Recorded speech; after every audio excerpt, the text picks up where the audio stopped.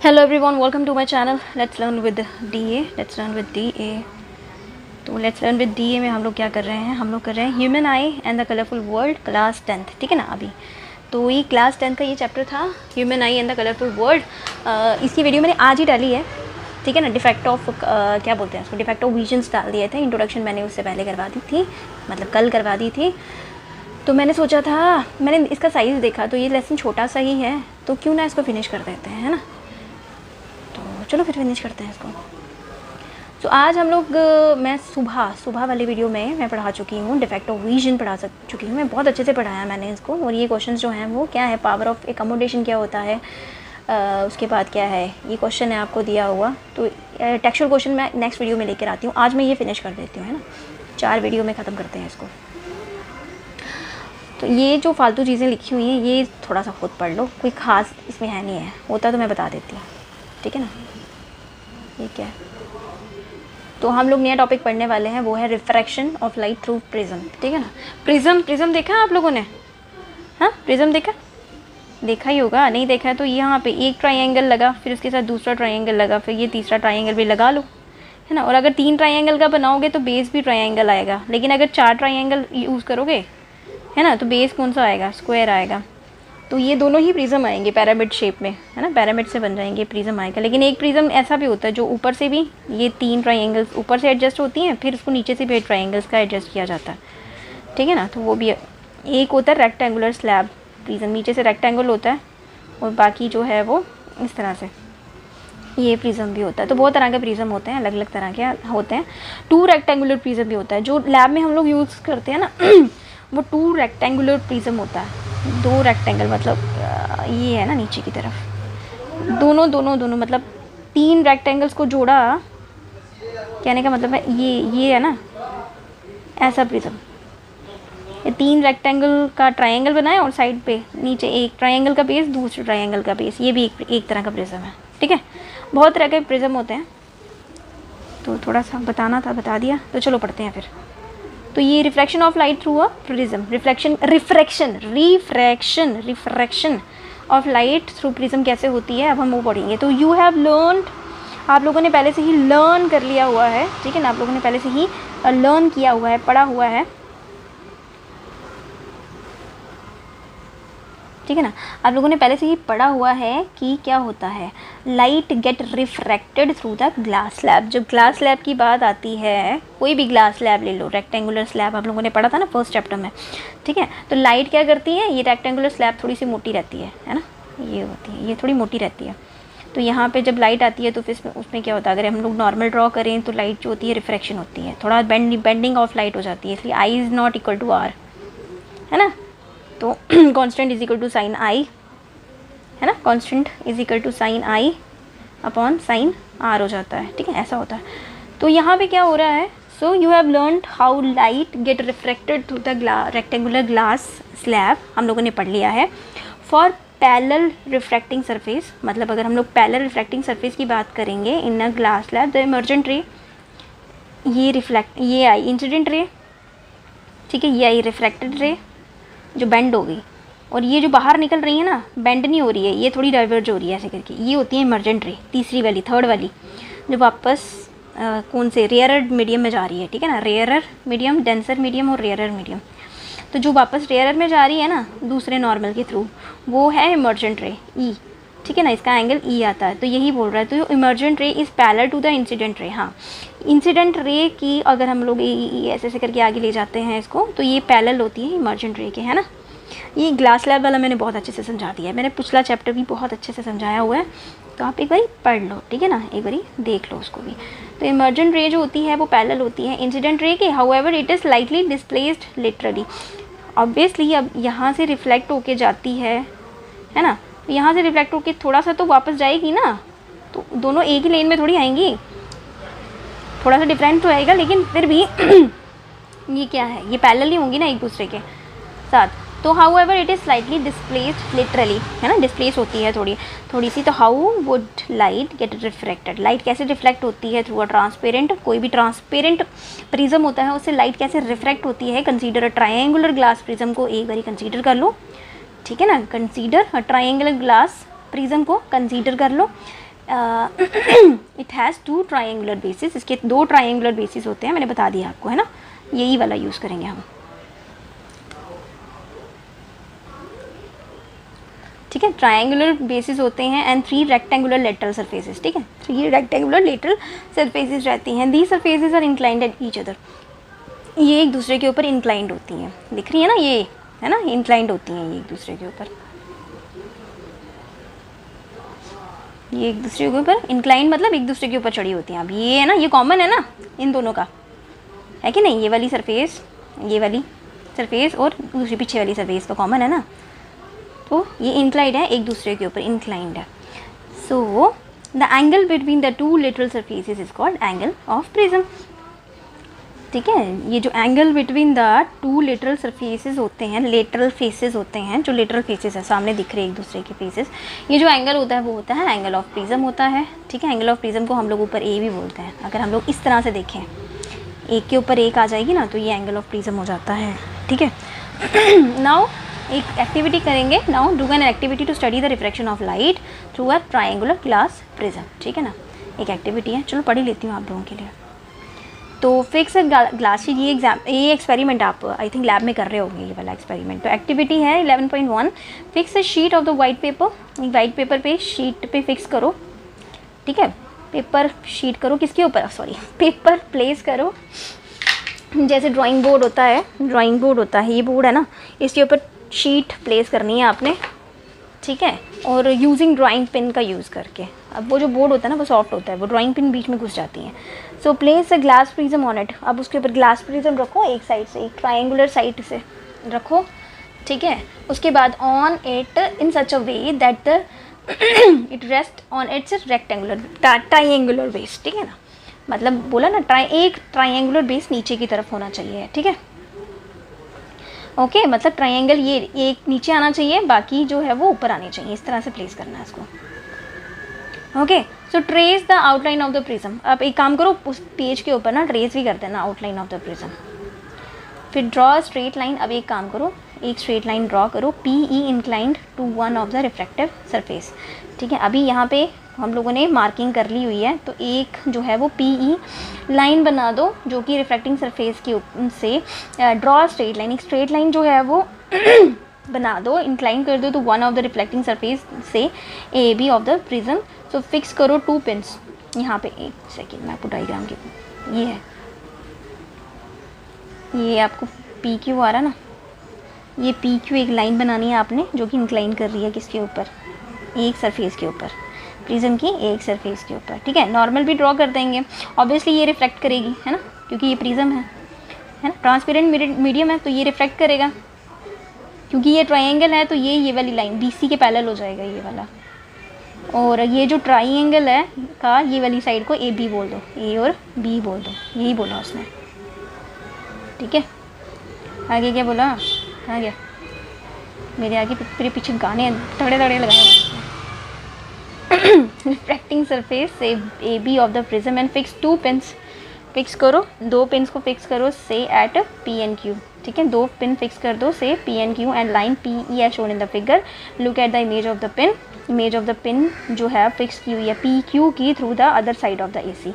एक काम करो, अब यहाँ पे क्योंकि ये ट्रांसपेरेंट है ना, ट्रांसपेरेंट है ना, तो ये वाली जो पिन्स आपने लगा दी है ना, आप इस साइड देखने की कोशिश करो, यहाँ पे आई बना दो, यहाँ पे एक, यहाँ से देखने की कोशिश करो, यहाँ से, ठीक है, यहाँ से देखने की कोशिश करो, देखो दिखती नहीं दिखती, तो इसकी रिफ्लेक्शन यहाँ पे पड़ रही है और यहाँ से ये दिखेंगी।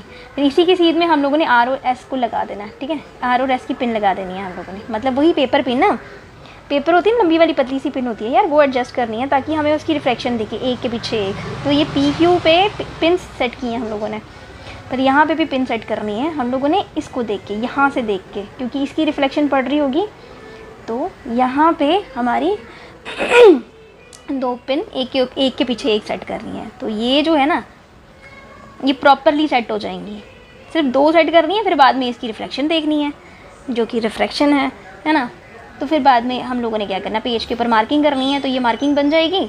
अब नेचुरल सी बात है, जो ये वाली लाइन को अगर हम लोग आगे ले जाएं तो ये वाली लाइन इसको किसी ना किसी पॉइंट पे तो कट करेगी, है ना, और ये वाली लाइन को ये वाली पॉइंट को ज्वाइन कर दो, तो तो ये वाली ऑलवेज ये वाली लाइन इसके पैरेलल आएगी। ये पहले नहीं बनानी है, ये जो है ना ये पहले नहीं बनाना, ही इसकी रिफ्लेक्शन देख के अपने आप ही बन जाएगी ये। ठीक है, पहले पढ़ लेते हैं। सो फिक्स किए हम लोगों ने 2 पॉइंट्स P और Q को। PE as shown in the figure, look at the image of the pins, है ना। फिक्स एट द P और Q के ऊपर जो फिक्स किए हैं हम लोगों ने through the face of AC side वाला जो ट्रायंगल का फेस है, ये A, B और C है, तो AC से देखना है। आगे फिर यहाँ पे भी 2 पिन फिक्स करनी है, R और S, ठीक है ना, सच दैट कि pin RS and the image of the pin PQ are on the straight. ये सारी की सारी लाइनें ऐसी होनी चाहिए, स्ट्रेट लाइन, मतलब इमेज में हमें ऐसा दिखना चाहिए कि PQ R S सारी की सारी एक ही लाइन में आ रही हैं, इस तरह से प्लेस करनी है। देख के ये साइड पे देख के, अच्छे से देख के, बाद में देखना जादू हो जाएगा प्रिज्म में। बड़ा मज़ा आता है जब करते हैं, तो जब लैब में ये वाला एक्सपेरिमेंट करते हैं ना तो बच्चे भी हैरान हो जाते हैं, ये कैसे हो गया, है ना।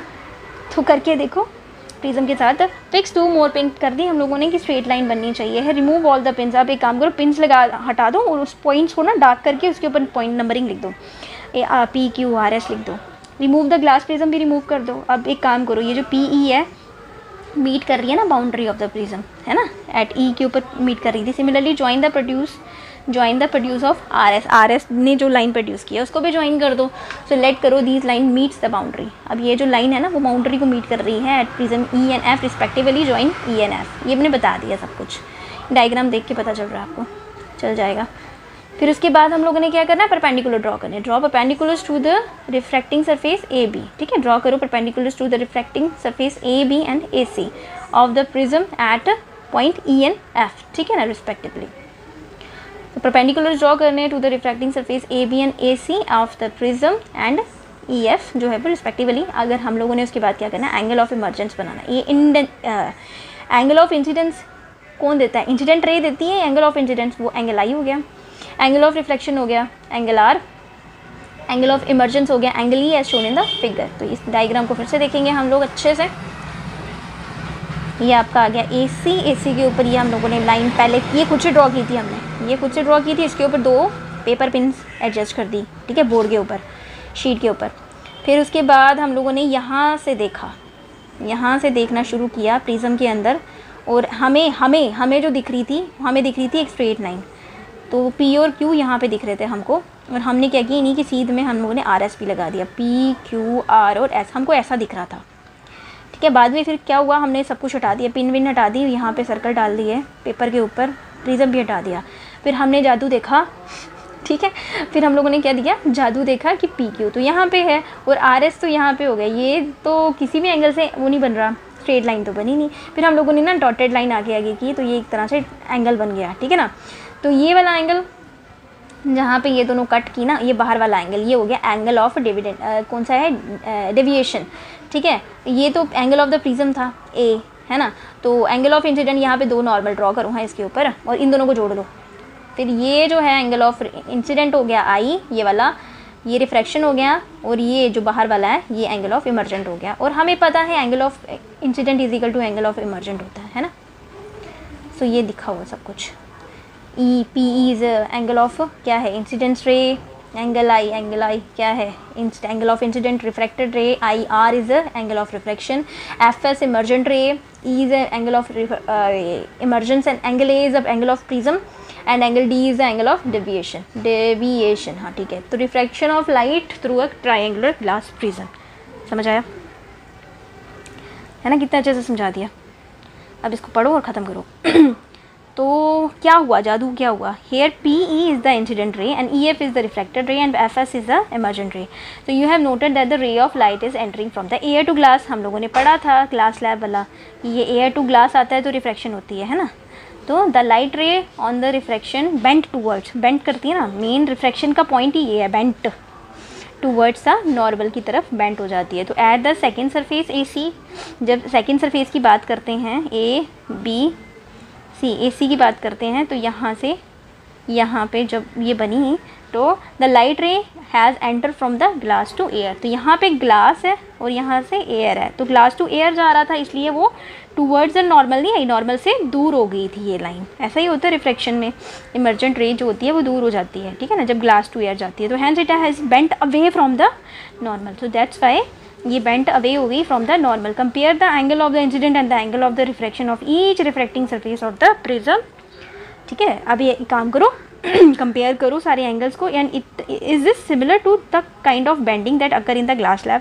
तो आपको लग नहीं रहा है कि जो ग्लास लैब में अकर हुई थी वो यहाँ पे रिफ्लेक्टिव प्रिज्म में भी वही हो रहा है जादू, है कि नहीं। बस शेप का चक्कर है, शेप चेंज हो गई है। The peculiar shape of the prism जो होती है, ये जो पिकुलर शेप है प्रिज्म की, make the emergent angle bent at an angle of direction of the incident ray, है ना। जहाँ पे इंसिडेंट रे की डायरेक्शन थी वहाँ पे ही इमर्जेंट रे गई, क्योंकि ट्रायंगल जो ग्लास स्लैब था वो रेक्टेंगुलर पीस होता है, लेकिन ग्लास प्रिज्म थोड़ी ना रेक्टेंगुलर है, वो तो ट्रायंगुलर फेस है, ठीक है ना। ये जो पिकुलर शेप होती है प्रिज्म की, make the emergent ray bends at an angle of direction of the incident ray, and the angle is called क्या है, angle of deviation. In this case angle D is called the angle of deviation. तो angle D is called the angle of deviation हो गया, तो mark the angle of deviation in the above activities and measure it, ठीक है ना। तो ऐसी activity करो और उस पर मेजर करो। तो ये एक्सपेरिमेंट है, आपका पेपर में भी आ जाता है कभी कभी, इसका वो लिखो, तो आप डायग्राम बना के ना उसको लिख सकते हो, ठीक है ना। मैं थोड़ी देर के लिए हवा खा लूँ, मुझे गर्मी लग रही है। मुझे लगता है फ़ैन की आवाज़ कम आ रही है, लाइट बंद हो जाती है ना तो फ़ैन की आवाज़ कड़कड़ कड़कड़ की ज़्यादा आती है, तो मैं फ़ैन के साथ पढ़ा लूँ, हाँ क्या बोलते हो, पढ़ा लेती हूँ ना, फ़ैन के साथ ही पढ़ा लेती हूँ। तो dispersion of white light by the glass prism, ठीक है। तो you must be seen dispersion of white light, next topic है ये, dispersion of white light by a glass prism, ठीक है ना, ये नेक्स्ट टॉपिक है। तो white light, the dispersion of white light by a glass prism क्या होता है, तो you must be seen and appreciate किया होगा आपने अक्सर देखा होगा एंड अप्रिशिएट किया होगा स्पेक्टेकुलर कलर रेनबो, अलग अलग कलर का, है ना, 7 कलर का रेनबो। तो how could the white light of the sun give us various colour of the rainbow. तो सन की एक वाइट लाइट, सन जो है वो एक वाइट लाइट देता है वाइट लाइट देता है, उससे एक इतना सुंदर रेनबो कैसे फॉर्म हो जाता है, कभी सोचा है, कभी सोचा है इसके बारे में। So you must see that and appreciate किया होगा आपने स्पेक्टेकुलर कलर, सुंदर सुंदर कलर्स जो हैं वो, ठीक है, रेनबो के अंदर। तो how could the white light of the sun जो है वो give us various colour of the rainbow, एक सन की जो वाइट लाइट है वो हमें रेनबो कैसे दे देती है, डिफरेंट डिफरेंट कलर कैसे दे देती है ना। ये कैसे होता है, ये होता है जादू, इसको बोलते हैं डिस्पर्शन, ठीक है। ये होता है dispersion of white light by a glass prism, ठीक है ना। डिस्पर्शन, आपने स्केल देखा हुआ फुटा, छोटे बच्चे करते हैं ऐसे ऐसे करके, ऐसे करके देखना शुरू कर देते हैं, तो हमें ना यहाँ पे भी रेनबो दिखना शुरू हो जाता है, छोटा छोटा, है ना, देखा है कभी। तो ये भी तो ग्लास है ना, जब वाइट लाइट इसके ऊपर पड़ती है तो अंदर से डिस्पर्शन होती है और हमें कलरफुल दिखना, 7 कलर दिखना शुरू हो जाते हैं। तो white light is the combination of 7 colours, ठीक है ना। वाइट लाइट क्या है, कॉम्बिनेशन है 7 कलर का। तो क्या हो गया है, sun give us various colour, हो गया ना। Before we take up this question, जैसे कि हम लोग इस क्वेश्चन को उठाने से पहले हम लोग को क्या करना पड़ेगा, पहले पीछे जाना पड़ेगा, ठीक है। We shall go first back and refraction of light through the prism पढ़नी पड़ेगी हमको। The inclined refracting surface of the glass prism, ये जो इंक्लाइंड रिफ्रैक्टिंग सरफेस है किसकी, ग्लास प्रिज्म की, शो एक्साइटिंग फिनोमिना, ये एक सुंदर सा फिनोमिना, एक्साइटिंग सा, जो हमें एक्साइट कर देता है, ऐसा जादू दे देता है। Let us find it out through a activity. अब चलो एक एक्टिविटी करते हैं और इसको फाइंड करने की कोशिश करते हैं। चलो तो एक्टिविटी पढ़ा दूँ, चल पढ़ा देती हूँ। सो एक्टिविटी 11.1 क्या बोलती है, टेक अ थिक शीट, मोटी सी शीट ले लो कार्डबोर्ड की, and make a small hole, उसके बीच में छोटा सा छेद कर दो, ठीक है, और narrow slit in the middle, ठीक है, एक नैरो स्लिट कर दो उसमें मिडल में। अलो करो sunlight to fall on the narrow slit, तो अलो करो सनलाइट को ताकि उस नैरो स्लिट से पास हो सके। This give a narrow beam of white light, उससे क्या होगा, एक वाइट लाइट बन जाएगी छोटी सी, है ना। देखते हो ना खिड़कियों से भी लाइट आती है, तो हमने पतला सा छेद करना है और वहाँ से लाइट पास करवानी है सूरज की। Now take a glass prism, एक ग्लास प्रिज्म ले लो, एंड अलो करो तो लाइट को फ्रॉम द स्लिट, उस स्लिट की जो लाइट है ना वो ग्लास प्रिज्म के ऊपर फॉल करानी है, ठीक है, on its faces as shown in the figure, figure के ऊपर जैसे शो किया हुआ वैसे, ऐसे करके, ठीक है। पहले पढ़ लेते हैं फिर दिखाती हूँ। फिर क्या करना है, टर्न द प्रिज्म स्लोली, एक काम करो प्रिज्म को थोड़ा स्लोली करो, until the light comes out it appears in the near by screen, ठीक है। तो इस तरह से टिल्ट करो ताकि सामने यहाँ पे छेद के स्क्रीन के सामने आ जाना चाहिए, ताकि जो लाइट है ना स्क्रीन से आ रही है वो प्रॉपरली उस प्रिज्म के ऊपर पड़े। आपने क्या, उसके बाद क्या होगा, मतलब इस तरह से एडजस्ट करना है। तो आपने क्या ऑब्जर्व किया, what do you observe, you will find a beautiful bands of colour. And क्यों होता है ऐसा, आपने एक बहुत सुंदर सा बैंड ऑफ कलर देखा इस तरह से, ठीक है, इस तरह से देखो, डिस्पर्शन ऑफ वाइट लाइट। तो ये देखो कितना सुंदर है, बीम ऑफ वाइट लाइट पड़ी प्रिज्म के ऊपर, और हम लोगों ने एडजस्ट ही इस तरह से किया। ये स्क्रीन थी ना, यहाँ से छोटा सा छेद किया हुआ, यहाँ से बीम ऑफ वाइट लाइट सन से आ रही है, इसके ऊपर पड़ी। अब सामने थोड़ी जाएगी, रिफ्लेक्शन होएगी, लेकिन रिफ्लेक्शन भी इस तरह से होगी कि हम लोगों को एक ब्यूटीफुल सा बैंड मिला। और यहाँ पे एक वो निकाल दो, स्क्रीन लगा देना, कुछ लगा दो, कार्डबोर्ड कुछ लगा देना, ताकि ये जो कलर्स आ रहे हैं सारे उसके ऊपर पड़े, तो आपको एक बहुत सुंदर सा बैंड मिलेगा, ठीक है। वाइट लाइट स्पेक्ट्रम जिसको बोलते हैं, वाइट लाइट स्पेक्ट्रम। चलो फिर पढ़ती हूँ क्या है ये। तो अब प्रिज्म क्या है, हैज़ प्रोबेबली स्प्लिट, प्रिज्म क्या करेगा, स्प्लिट कर देगा इंसिडेंट रे को, मतलब चिट्टी वाइट कलर की जो लाइट है उसको स्प्लिट कर दिया इनटू बैंड ऑफ कलर्स में, ठीक है। So note the colour that appear to at the two ends, एक काम करो नोट करो कलर्स को, ये जो दो एंड पे, फर्स्ट एंड पे वाइट थी और सेकंड एंड पे क्या हो गया, वो डिस्पर्स हो गई, खुल गई लाइट, है ना, एक सुंदर से 7 रंगों की रोशनी बन गई। तो what is the sequence of the colour, ये जो कलर बैंड बना है उसका सीक्वेंस क्या है, तो that you will see on the screen, screen के ऊपर जो लाइट बनी ना उसका स्क्रीन का सीक्वेंस क्या है। अब ऐसा थोड़ी अपनी मर्ज़ी से कलर आते हैं और बन जाते हैं, नहीं ऐसा नहीं होता। स्क्रीन प्रॉपर कलर वो होता है, पैटर्न होता है कलर का, एक ना बैंड का ना प्रॉपर पैटर्न होता है, पहले ऊपर वी आता है फिर आई आता है। चलो बताती हूँ। तो वेरियस कलर सीन, सबसे पहले होता है हमें वॉयलेट कलर मिलता है, ठीक है, उसके बाद मिलता है इंडिगो, ठीक है, उसके बाद मिलता है ब्लू, फिर ग्रीन, फिर येलो, फिर ऑरेंज, फिर रेड, 7 रंग, VIBGYOR, क्या बना, निमोनिक्स, विवगॉर, याद रखो, ठीक है, क्या बना, विवगॉर एज शोन इन द, यहाँ पे 11.5 में शो किया हुआ है। ये जो एक्रोम बना ना विवगॉर, जिसको निमोनिक्स भी बोलते हैं, will help you to remember the sequence of the colour, the band of the colour component, ये जो बैंड है कलर कंपोनेंट का of the light beam is called spectrum. ये सुंदर सा जो बीम मिला ना, बैंड मिला कलर्स का, इसको बोला स्पेक्ट्रम। 4 ये जो 7 कलर मिले ना, इसको बोला इन्होंने लाइट बीम। ये जो band of the colour component है ये अंडरलाइन कर लो अपनी बुक पे, ठीक है, अपनी कॉपी पे मार्क भी कर लो, लिख भी लो definition. The band of the colour component of the light beam is called spectrum, ठीक है। So you might not be able to see all the colour separately, आप सेपरेट ये वाले कलर नहीं देख पाओगे, इकट्ठे ही मिलेंगे, ठीक है। सो मुझे इसको छोटा करना पड़ेगा।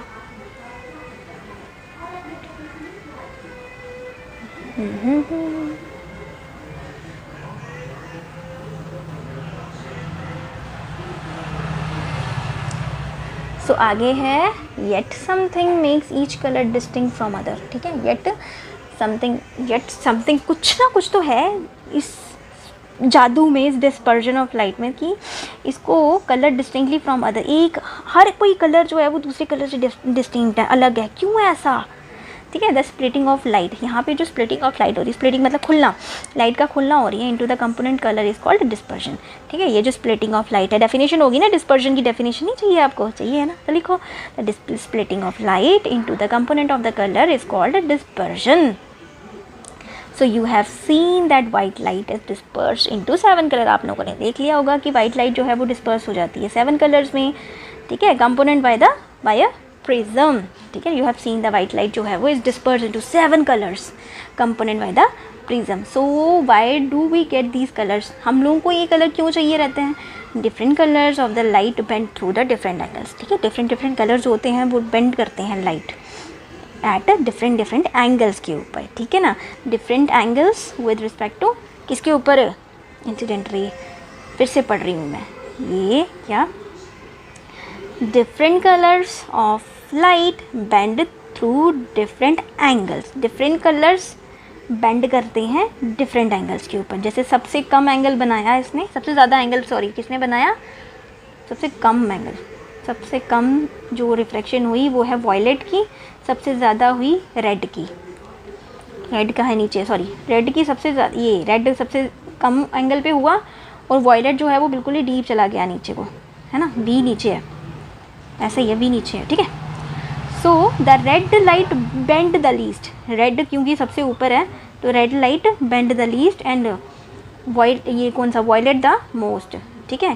सो दस the ray of each colour जो है वो इमर्ज अलॉन्ग डिफरेंट पार्ट्स, इसलिए हर एक कलर जो है वो इमर्ज करता है डिफरेंट पार्ट्स के ऊपर एंड दस बिकम डिस्टिंक्ट, इसलिए वो हर कोई कलर डिस्टिंक्ट हो जाता है, ठीक है। So it is a band of the different distinct colours that we see in the spectrum. तो यही है ये band of the distinct colours हैं जो कि हमें स्पेक्ट्रम की तरह दिखता है, ठीक है।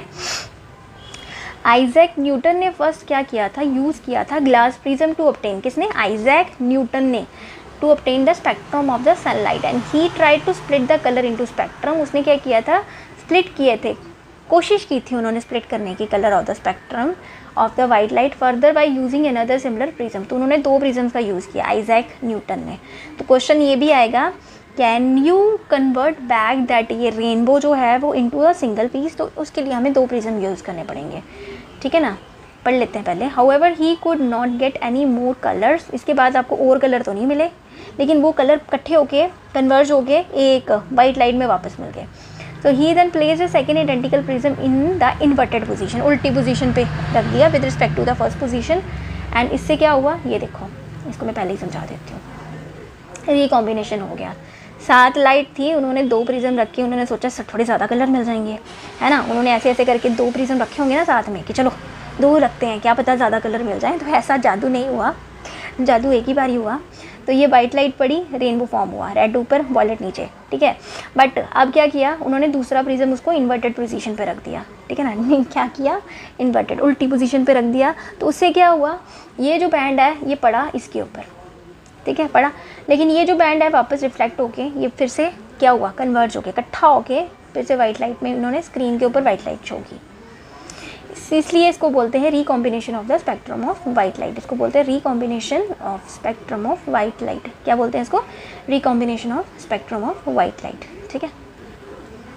नीचे पढ़ेंगे, ये रेनबो फॉर्म हुआ है सुंदर सा, है कितना सुंदर होता है rainbow in the sky. Book में इतनी अच्छी पिक्चर्स नहीं है, यहाँ पे अच्छी पिक्चर्स दिख रही हैं, है ना। पीडीएफ में ज़्यादा अच्छी पिक्चर्स है, बुक सुंदर सुंदर दिख रही है आपकी, है ना। बुक में इतनी सुंदर पिक्चर नहीं दिखती है।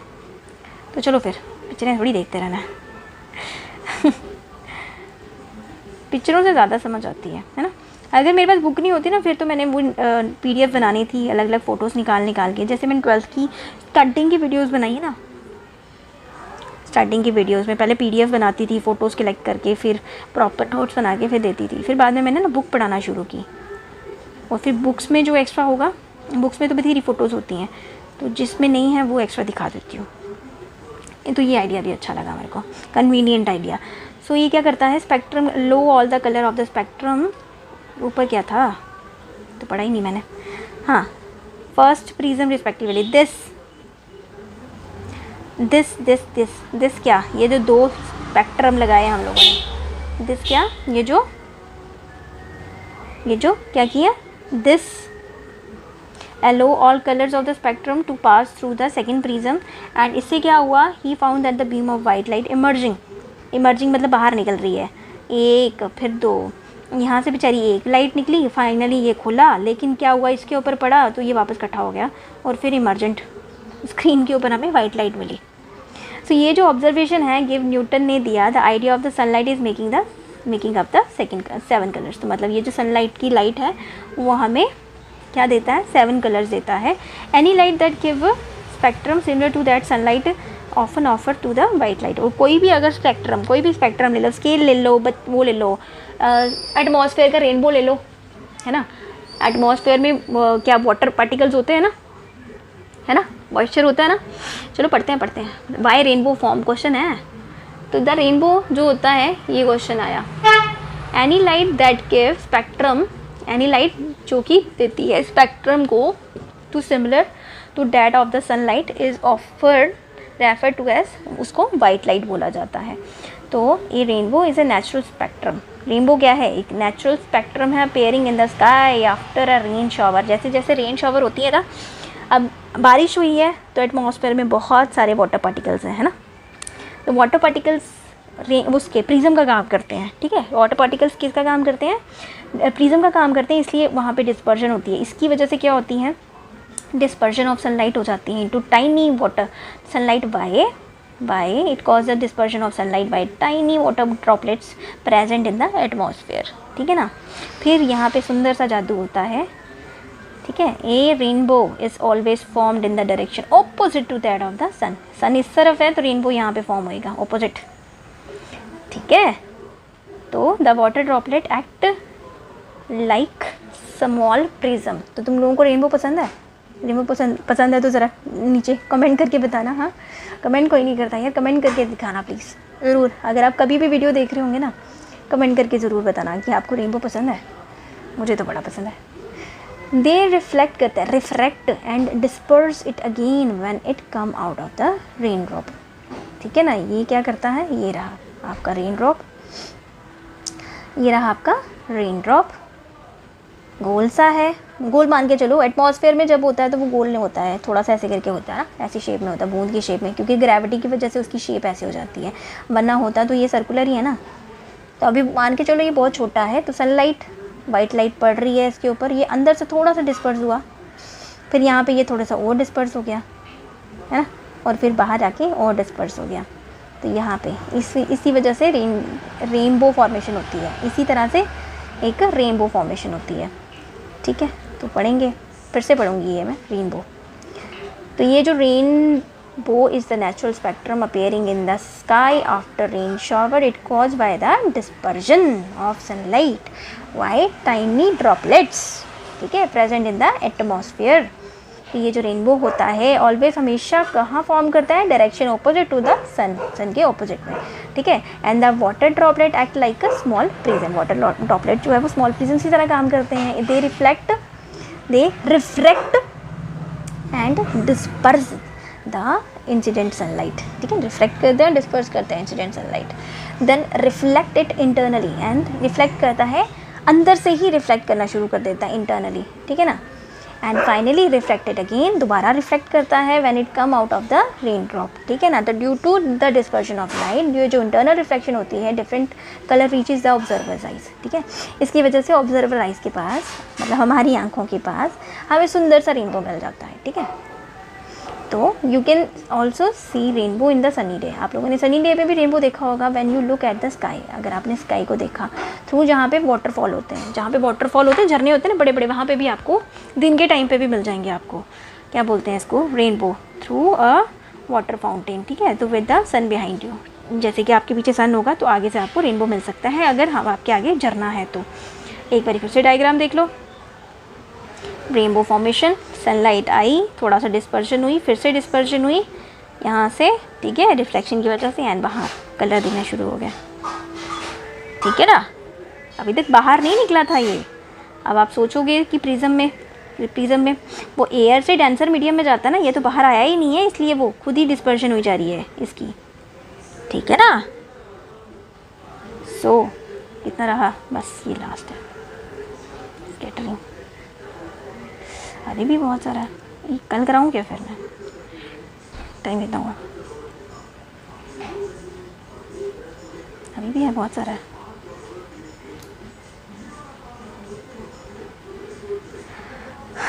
मैं थक गई यार।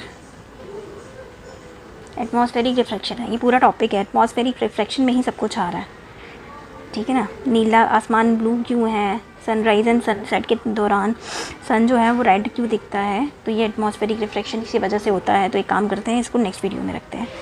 तो अभी के लिए आप इतना ही रखते हैं, ठीक है ना। तो एटमॉस्फेरिक रिफ्लेक्शन बढ़ाती हूँ मैं लास्ट वीडियो में, लास्ट वीडियो ही होगी इसकी, ठीक है ना। बाकी क्वेश्चन आंसर के लिए अगर आप मुझे बोलोगे तभी कराऊंगी, ऐसे नहीं कराऊंगी। तो अभी के लिए क्या करना है? लाइक तो कर दिया होगा आपने, नहीं किया? नहीं किया? कर दो, याद से कर दो, अभी लाइक कर दो, है ना।